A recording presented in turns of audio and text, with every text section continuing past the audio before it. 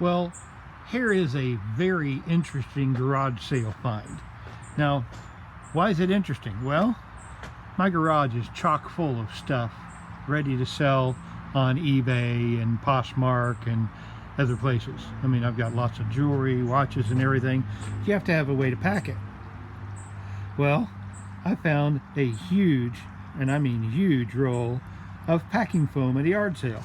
Why somebody had a big yard sale packing foam collection, I don't know. But when you measure it, this thing comes up to be about 30 inches in diameter. 30 inches in diameter. That's a lot of freaking packing foam. And when you go to look at it, start looking at the layers, okay, and I counted them. Rough estimate, about 120 layers of packing foam. 120 layers. And that makes for a lot of packing foam.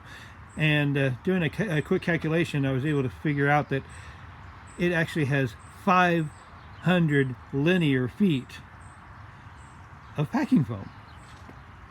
But the cool thing is, this is a huge freaking roll. Huge freaking. Now, to give you an idea, let's pull back a little bit. Those are shelves here. There's my 4-foot stick. It's not a yardstick, it's a 4-foot stick. And lay the 4-foot stick on there. And this is about 5.5 freaking feet long, which means it's about 5,500 square feet of foam. Now, I'm not going to keep it here. There's no way to actually be able to work with it where it is, but I barely got it out of the car. I mean, there's a table in there that took up everything and a bunch of chairs. But I was like thinking about taking this and sawing it in to sections, okay, just hacking it up to make it manageable. And then I found out, oh my, it's a lot easier than that, because this thing is perforated every foot. So it's got 1-foot strips of packing foam. You just need to rip it off. I mean, if you want another, you can see the way that it's perforated right here.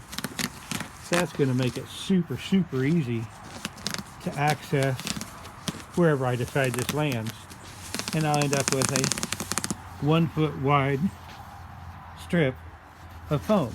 I kind of wish I hadn't done that, but I'll just rip that off and make it a 1-foot. Well, there we go. It's ripping easily, and now I've got, I don't care, it'll still pack, but then I've got it, and I'll just pile them up and take some in when I need it.